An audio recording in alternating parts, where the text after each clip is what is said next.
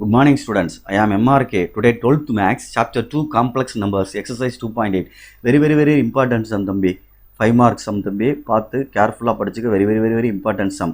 Z cube plus 27 is equal to 0 கொஸ்டினில் கொடுத்துருக்கு, அதை எடுத்திருக்கேன். ஓகே, வாட் இஸ் கிவன் கொடுத்துருக்கு, இதுக்கு சால்வ் பண்ண சொல்லியிருக்கு, ஆன்சர் கண்டுபிடிக்க சொல்லியிருக்கு. நம்ம கண்டுபிடிக்கணும். கியூப் ரூட் அப்படி கியூபிக் ஈக்குவேஷனால ஆன்சர் 3 ஆன்சர் வரணும். Okay, right. ஓகே, ப்ளஸ் 27 அந்த சைடு வந்துச்சுன்னா என்ன ஆயிரம், ஈக்குவல் அங்கிட்டு -27. -27 தம்பி, -27 அப்படின்றத இந்த எழுதியிருக்கேன் பாரு, -1 × 27 எழுதலாம். மல்டிப்ளை பண்ணால் என்ன கிடைக்கும், -27 கிடைக்கும். சரி, ரைட்டு. அடுத்து நெக்ஸ்ட்டு மைனஸ் வேணால் மாற்றி போட்டுக்கலாம். மைனஸ் இங்கிட்டு மாற்றி போட்டோம்னா என்ன கிடைக்கும், இப்படியும் எழுதலாம். அப்போ நான் எதை யூஸ் பண்ண போகிறோம் அப்படின்றத பாரு. இந்த இதை எடுத்து தான் யூஸ் பண்ண போகிறேன். ஏன்னா ஒன்றுன்றதுக்கு உனக்கு கியூப் ரூட் ஆஃப் யூனிட்டி அப்படின்னு சொல்லுவாங்க. ஒன்றுன்றது என்னது, 1/1/3 வந்துச்சுன்னா கியூப் ரூட் ஆஃப் யூனிட்டி இந்த இருக்கு பாரு, இதை யூஸ் பண்ணி ஈஸியாக கணக்கை சால்வ் பண்ணி முடிச்சலாம்டா தம்பி. அதனால ரைட். ஓகே, இந்த எடுத்திருக்கேன். -27 × 1. ஓகே, இந்த 3 ரிமூவ் பண்ணணும்னா, மேலே Z/3 ரிமூவ் பண்ணணும்னா ரெண்டு சைடு 1/3 ரைஸ் பண்ணணும். இதுலேயும் 1/3 ரைஸ் பண்ணணும். அதாவது Z கியூப்னு போட்டு (1/3) ரைஸ் பண்ணோம்னா 3 கேன்சல் ஆயிரும்டா. அதே மாதிரி -27 (1/3) போடணும். அதே மாதிரி 1/1/3 போடணும்டா தம்பி அந்த இடத்துல, இந்த ஸ்டெப் இந்த இடத்துல. அப்போ இது என்ன ஆயிரும், 3 ஆயிரம், Z கிடச்சிரும். அப்போ நான் டேரெக்டாக எழுதிட்டேன். இதை 3/3 போடலாம். இந்த 27 என்ன எழுதலாம், 3/3 எழுதலாம். இங்கே மைனஸ் இருக்கும், 3 கேன்சல் பண்ணிடலாம். கேன்சல் பண்ணிட்டால் என்ன ஆன்சர் கிடச்சிரும், -3 மட்டும் கிடைக்கும். இந்த எழுதியிருக்கேன் பாரு, -3 மட்டும் கிடைக்கும். இது 1/1/3 தனியாக தான் வரும், அப்படியே பக்கத்துலேயே வரும். 1/1/3 பக்கத்தில் தனியாக வரும்.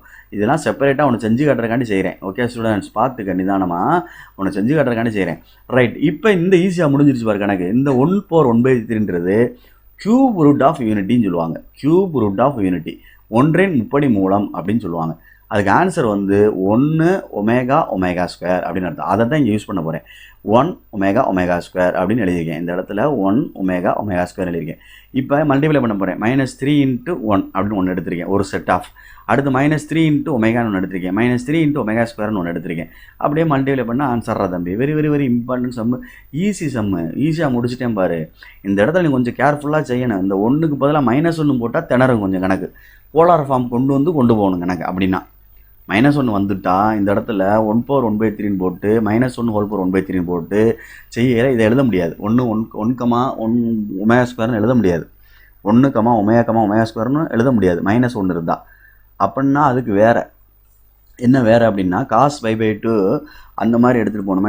-i sin π/2 அப்படின்ற மாதிரி போலார் ஃபார்ம் எடுத்துகிட்டு கொண்டு போகணும் கணக்கை. சரிங்களா? 1னா cos 0 + i sin 0 அப்படின்னு எடுத்துகிட்டு போகணும். சரியா? -1 அப்படின்னா என்ன வரும், காஸ் எனிப்பை cos π -1 cos 2π + 1 அப்படின்னு சொல்லுவோம்ல. அப்போ -1 வந்தால் cos π ப்ளஸ் என்ன வந்துடும், சைன் எனிப்பை என்ன ஆயிரும், 0 ஆயிரும். அந்த மாதிரி கொண்டு போகணும் கணக்கை.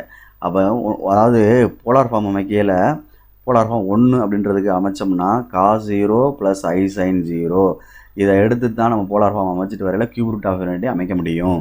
-1 போட்டுட்டோம்னா cos π + i sin πன்னு எடுத்துகிட்டு வரணும்.